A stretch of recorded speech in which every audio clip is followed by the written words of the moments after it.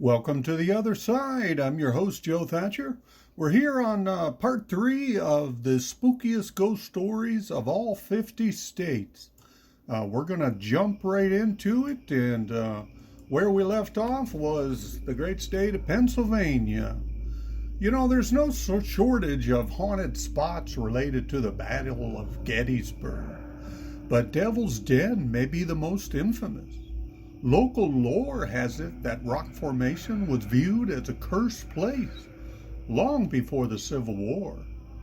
When Confederate and Union troops clashed at the site in July of 1863, the craggy boulders gave them a convenient place to hide. Battalions were separated and men on both sides were ambushed. Some of the bloodiest, most confusing fighting of the battle took place at Devil's Den, earning it the nickname the Slaughter Pen from soldiers.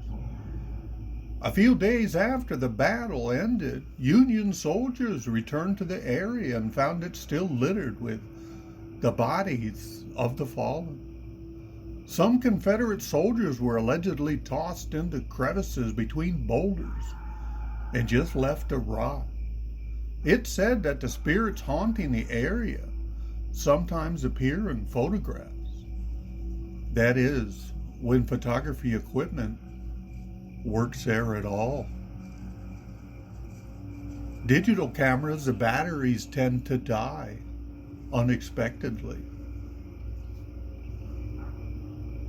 Moving up to Rhode Island, in the late 19th century, the people of Exeter responded to an outbreak of consumption, in other words, tuberculosis, with an infamous vampire panic that ended in the digging up and the mutilation and cannibalization of the corpse of Mercy Lena Brown. Science knew little of tuberculosis, and superstitions back and then were quickly spread that the wasting away it caused was due to the nefarious influence of undead family members. Mercy died at age 19 in January 1892, shortly after her mother and her sister died. Since her corpse was the best preserved of the three, she was singled out as a vampire and blamed for the illness of her brother Edwin, who had also contracted tuberculosis. Villagers cut out Mercy's heart, where then they burned it, mixed the ashes with water, and made Edwin drink the concoction. However, Edwin still died 2 months later. Mercy's vengeful spirit still lingers forlornly about her deserved grave.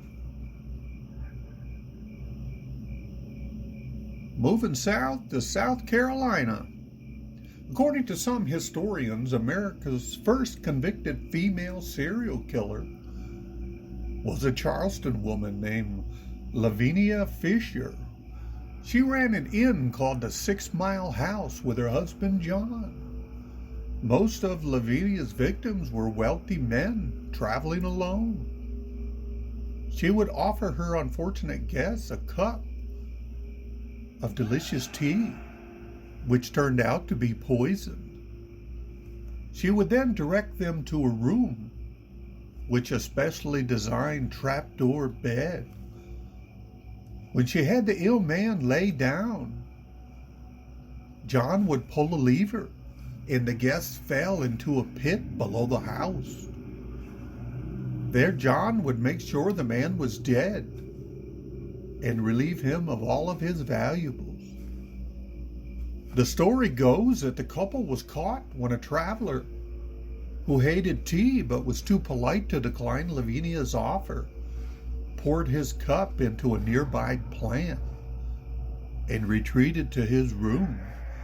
As he sat at his desk that night, he was shocked to see his bed plunge into a pit. He ran out of the inn and told the police, who soon found the bodies of missing travelers buried nearby. The couple were hanged, and legend has it that Lavinia's ghost still haunts her cell at Charleston's old jail. Let's head way out west and north up to South Dakota. The Fairmont Hotel, formerly a brothel and a saloon, now an oyster bar of all things, is widely considered the most haunted landmark in South Dakota. The place has seen its share of jealousy and heartbreak. There's the ghost of a man who shot the client of his prostitute girlfriend and then accidentally shot himself. There's also the spirit of an angry fellow whose girlfriend died of syphilis. And there's the ghost of a prostitute named Maggie who jumped out a window to her death. She ended up breaking her neck on impact. On more than one occasion, visitors have reported seeing an apparition with red hair in a green dress. Perhaps it was Maggie herself, lurking in the hallways upstairs. Back east to Tennessee, the Chickamauga battlefield, which in 1863 saw a key Union defeat in one of the bloodiest battles in the Civil War. It is now home to a haunting monster known as Old Green Eyes. One legend maintains that the creature was a Confederate soldier whose head was blown clear off during the battle. His spectral head floats around the battlefield, searching vainly for his missing body. Another apparently older tale claims that Old Green Eyes is a humanoid monster with glowing green eyes, light-colored waist-length hair, and huge deformed jaws sporting massive fangs.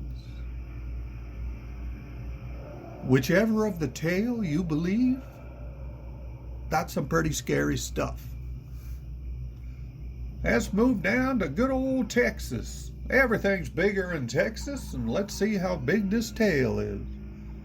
In the frontier days, a settler family eked out a living on the banks of Elm Creek near San Antonio today. One day, the son of a wealthy merchant in town passed through their property, and he was bitten by the family mule. Enraged, the young man began beating the animal and wouldn't stop.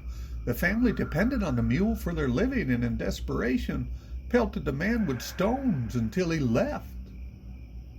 But before he left, he vowed revenge. That night, he rounded up a posse and set fire to the family home. The men came armed and waited to gun down the family members as they fled the fire. When the mother ran out,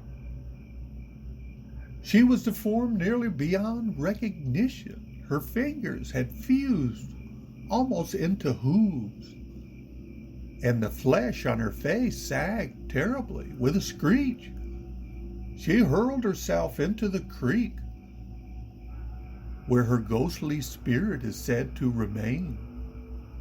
Locals say they still hear shrieks coming from the creek in the nearby woods where the cabin once stood.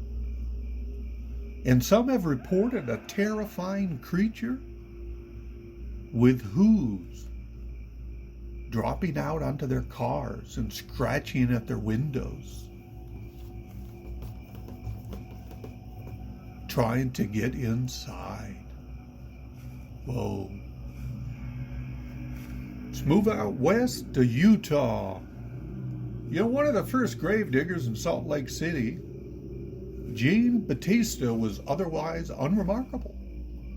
He lived with his wife in a 2-bedroom home in town, had few friends, and was always punctual. He was perhaps unusually well off for a grave digger, and authorities learned the reason why in 1862. In just 3 years, Batista had robbed the graves of more than 300 people, stripping them of their clothing, their possessions, and dumping their naked bodies back in the caskets. The police found his home filled with clothing. He had sold many of the possessions. Batista showed up in court wearing a suit a local storekeeper had been buried in. Banished to a remote island in the Great Salt Lake, Batista vanished a mere 6 weeks later. Many people say his ghost roams the southern coast of the lake, carrying an armful of wet, rotting clothing. How would you like to run into that on a dark, stormy night? We're going to go back east up to Vermont. If you ever stay at the Green Mountain Inn in Stowe, Vermont, during a snowstorm, listen very carefully for the sounds of boots tapping on the rooftop. You may hear Boots Barry, the ghost that's said to have haunted the inn since his tap dancing days at the turn of the 20th century. You see, Boots was born to the inn's horseman and chambermaid in the building's servants' quarters in 1840. As an adult, he followed in his father's footsteps and became a successful horseman. He even achieved hero status after gaining control of some runaway horses, pulling a stagecoach full of terrified passengers. He was a local legend. Unfortunately, his glory days were short-lived. Boots developed a drinking problem that got him fired from the inn and landed him in jail. It was one of his fellow inmates at a prison in New Orleans that taught him how to tap dance. Years later, Boots' quick feet came in handy. He was back at the Green Mountain Inn in 1902 when he learned that a girl was stuck on the building's roof during a snowstorm. Recalling the secret route he took to the roof during his own childhood, he arrived there in time to return her to safety. Unfortunately for Boots himself, he wasn't so lucky. He ended up slipping and fell to his death, where his neck was cleanly broken.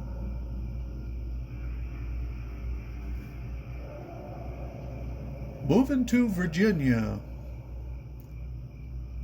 The White House, a colonial area Georgian town home, draws its name from George Wythe, the country's very first law professor and one of the signers of the Declaration of Independence itself. Wythe is an eminently respectable judge, but his great-nephew George Wythe Sweeney, he was just the total opposite. A prolific gambler. He had a mounting debt problem.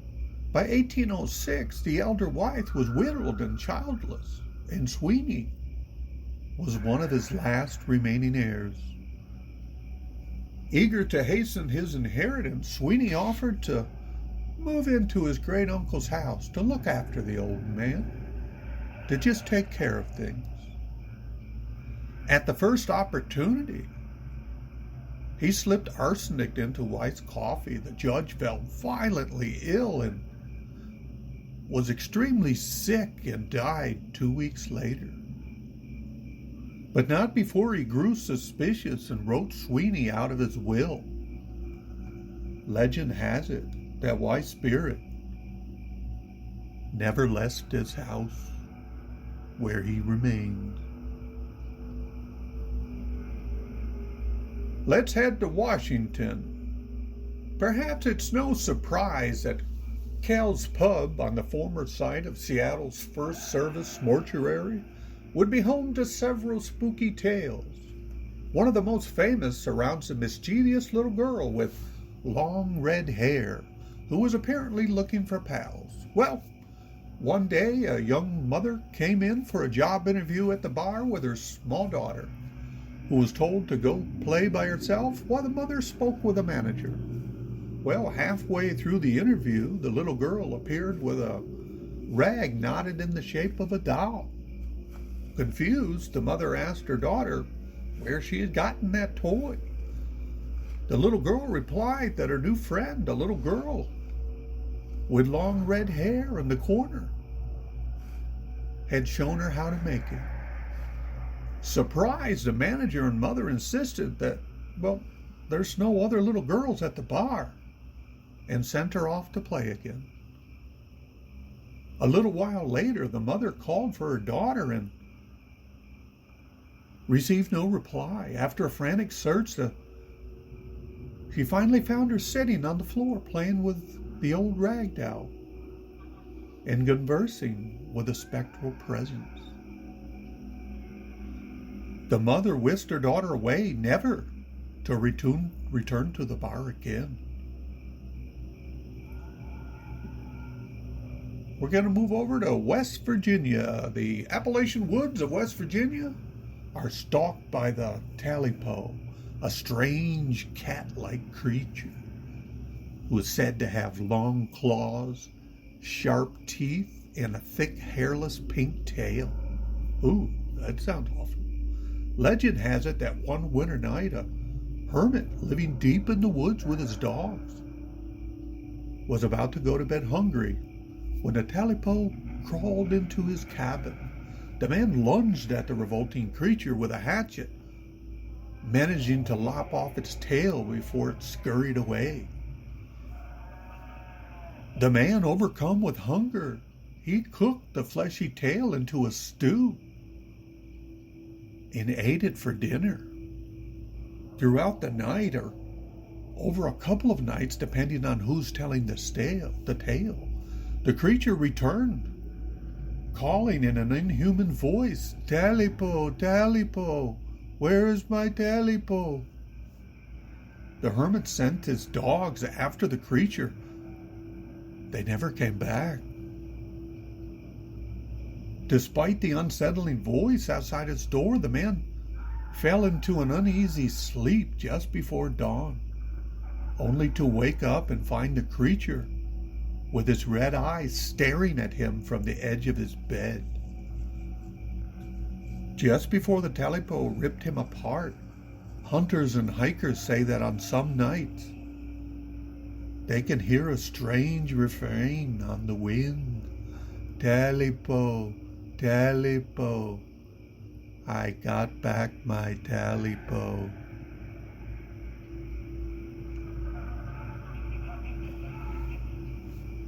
Moving out to Wisconsin. Visit Appleton's Riverside Cemetery during a full moon and you might see one of its historic tombstones ooze blood.